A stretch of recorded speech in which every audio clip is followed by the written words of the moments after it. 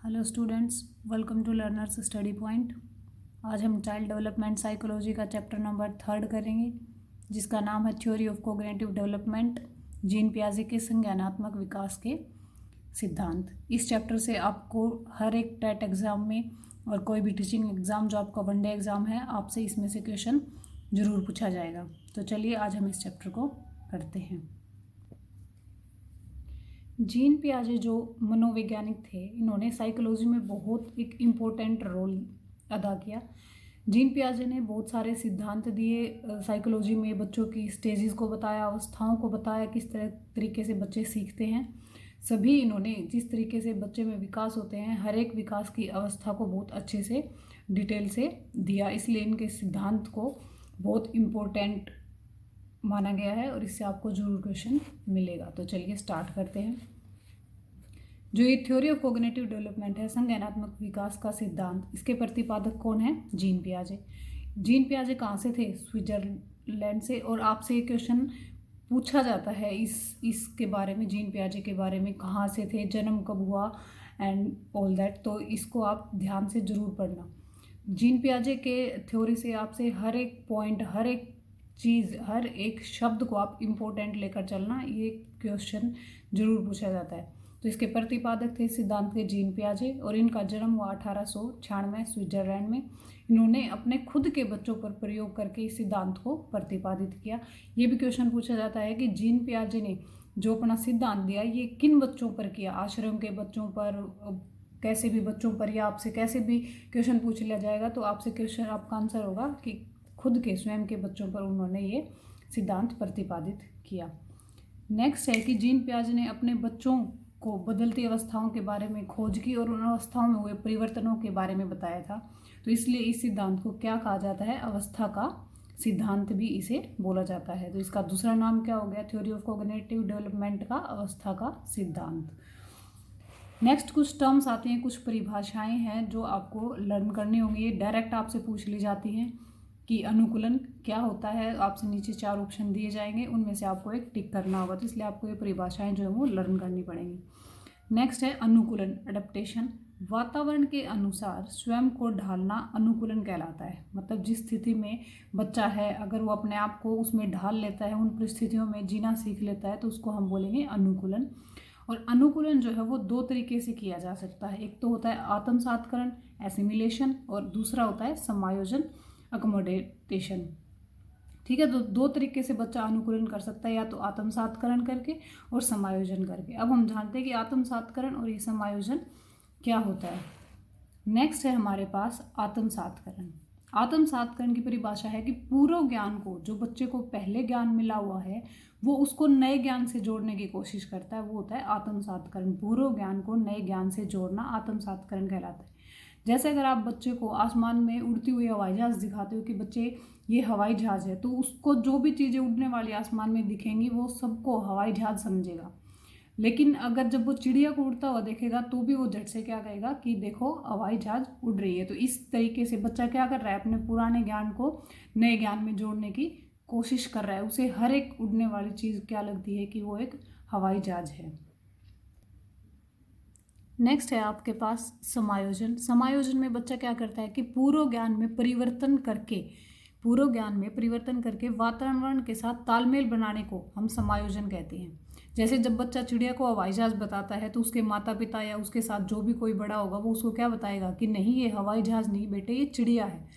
तो वो फिर क्या करेगा? जो भी उसको पक्षी दिखेगा उसको वो चिड़िया बोलेगा पहले, और फिर धीरे धीरे हर एक पक्षी के बारे में वो जानने लग जाएगा और उसके नाम के बारे में पता हो जाएगा उसको। तो इस तरीके से उसके पूर्व ज्ञान में परिवर्तन होना क्या कहलाता है? समायोजन कहलाता है।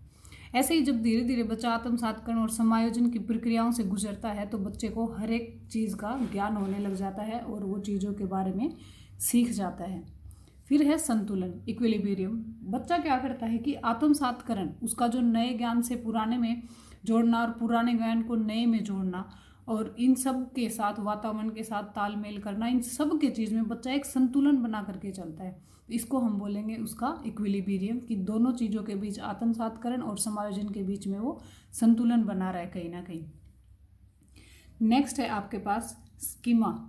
स्कीमा बहुत तरह के होते हैं, ये एक अलग से चैप्टर है, यहाँ सिर्फ आपको इसकी डेफिनेशन देखनी है। स्कीमा में बच्चा क्या करता है, जब बालक के गुणों का विकास होने लग जाता है, वो अपनी मूलभूत शक्तियों को समझने लग जाता है, बालक एक अवस्था से दूसरी अवस्था में जब जाने लग जाता है तो उसकी बुद्धि का विकास होता है, उसमें तर्क वितर्क करने की समझ आ जाती है, तो उस चीज़ को हम क्या बोलते हैं, स्कीमा। फिर है आपकी बहुत इम्पोर्टेंट चीज़ जो इस टॉपिक से आपको जरूर देखने को मिल जाएगी, तो वो है संज्ञानात्मक विकास की अवस्थाएं। ये किसने दी, जीन पियाजे ने। और संज्ञानात्मक विकास की अवस्थाएं कितनी होती हैं, 4 स्टेजेस ऑफ कोग्निटिव डेवलपमेंट। आपको इन चारों के नाम बहुत अच्छे से लर्न करने हैं, और इनकी जो एज है कि किस एज में इनके बारे में बताया गया है, ये एज आपको अच्छे से याद रखनी है।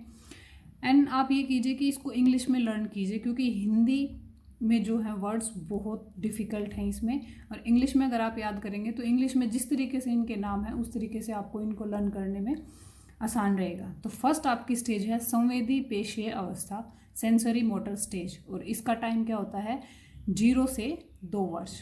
फिर सेकंड है आपकी पूर्व संक्रियात्मक अवस्था, ये है आपकी प्री ऑपरेशनल स्टेज, 2 से 7 साल। फिर है आपकी मूर्त संक्रियात्मक अवस्था, कॉन्क्रीट ऑपरेशनल स्टेज, 7 से 11 वर्ष। फिर है आपकी औपचारिक अवस्था, फॉर्मल ऑपरेशनल स्टेज, 11 से 15 वर्ष। इन चारों स्टेजेस में से या तो आपसे इनकी एज पूछी जाती है कि ये किस एज में है, या आपको 4 ऑप्शन दे के ये पूछा जाता है कि बच्चा ये काम किस उम्र में करता है। तो इनको डिटेल से अब चलो पढ़ते हैं। आपकी फर्स्ट जो स्टेज है वो आती है संवेदी पेशीय अवस्था। जैसे नाम से पता चल रहा है, पेशीय मतलब सेंसेस, सेंस ऑर्गन्स। इस अवस्था में बच्चा जो है अपनी ज्ञानेंद्रिय हमारे क्या होते हैं, आँख, नाक, कान, जीभ, तो इनके द्वारा कुछ ना कुछ चीज़ें सीखता रहता है, ठीक है। और इसकी उम्र क्या थी, 0 से 2 साल। तो उस उम्र में बच्चा क्या करेगा, सिर्फ सुनता है, देखता है, सूंघता है और यही चीज़ें करता है, वो बोलता भी नहीं है इस उम्र में। तो इस अवस्था में बच्चों को जो है वो वस्तु स्थायित्व का ज्ञान हो जाता है, मतलब ऑब्जेक्ट परमानेंसी का उन्हें पता चल जाता है।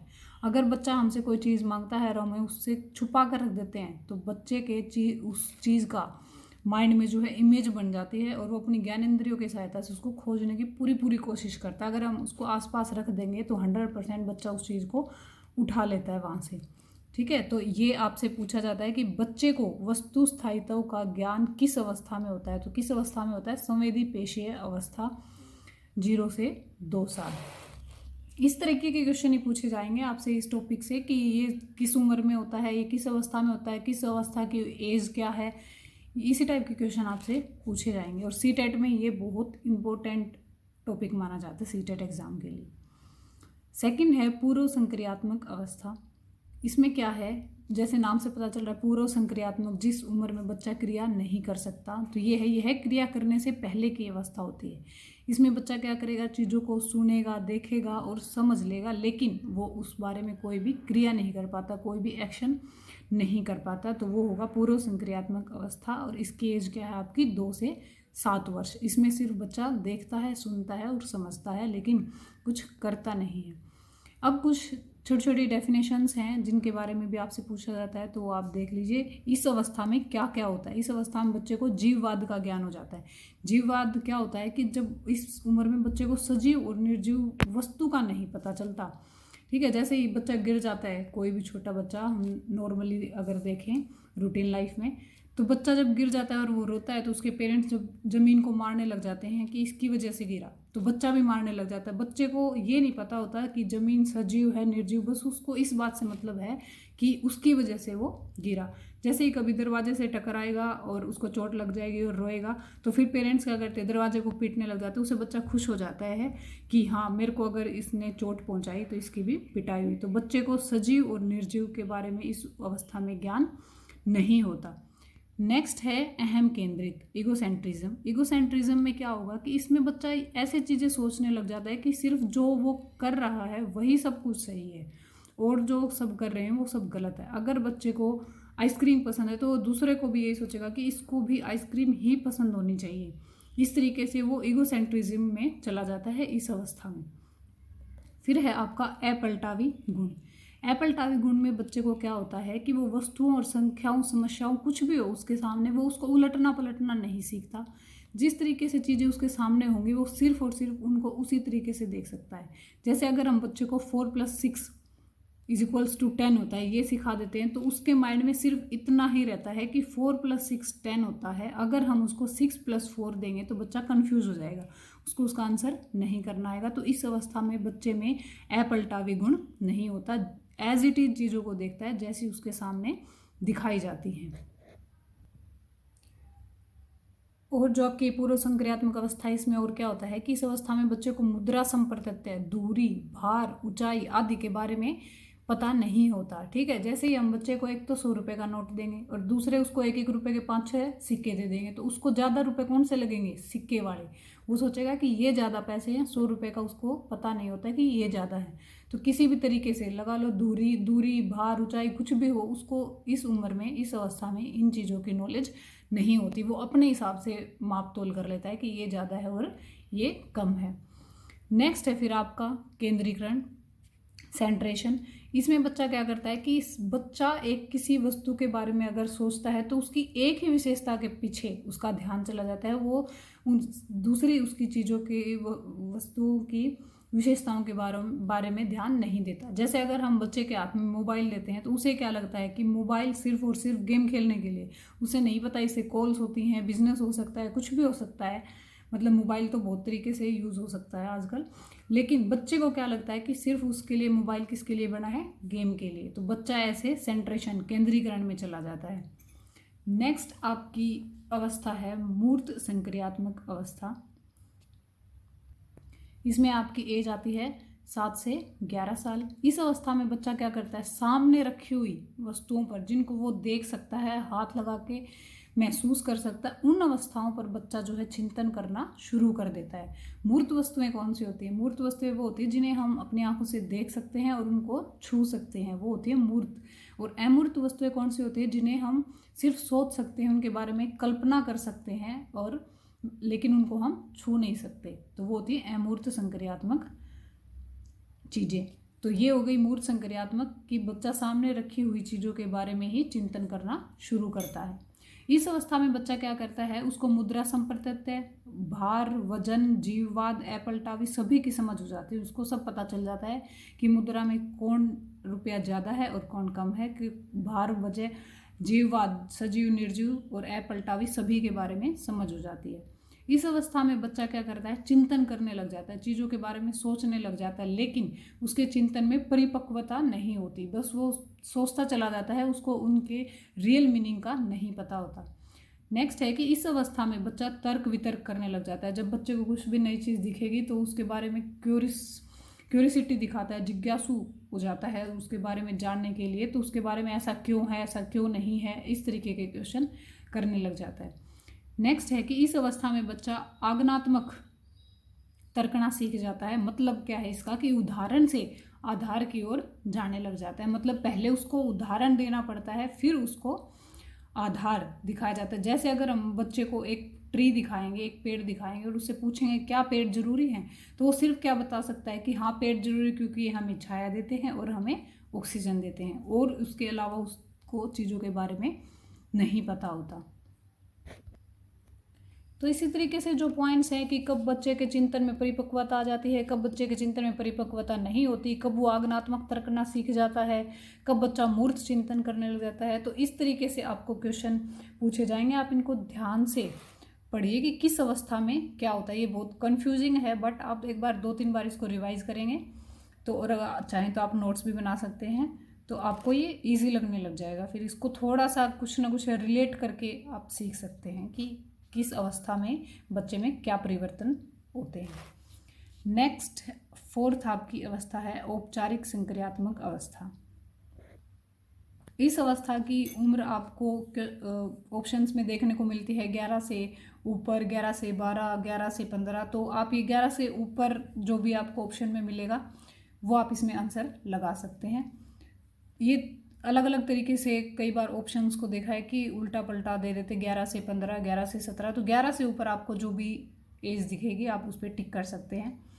इस अवस्था में बच्चा क्या करता है, अमूर्त चिंतन करने लग जाता है और चिंतन में परिपक्वता भी आ जाती है। जैसे अगर बच्चे को अमूर्त चिंतन, मैंने आपको बताया कि चीज़ों की कल्पना करने लग जाता है, उसके बारे में अपने तर्क रखने लग जाता है, इस तरीके से वो अमूर्त चिंतन। और चिंतन में जो परिपक्वता का मतलब है कि जो भी वो तर्क रखेगा उस कहीं ना कहीं उनमें रियल मीनिंग्स हमें नज़र आएंगे। तो इस तरीके से हम क्या कहेंगे कि उसके चिंतन में परिपक्वता आ गई है। जैसे अगर हम बच्चे को बोल दें कि अगर आपको एक दिन का स्कूल का टीचर बना दिया जाए तो आप क्या करोगे, तो इसमें बच्चा क्या करेगा, स्कूल के बच्चों के लिए तरह तरह के रूल्स बताने लग जाएगा, तर्क देने लग जाएगा कि ऐसा होना चाहिए स्कूल में, ऐसा नहीं होना चाहिए।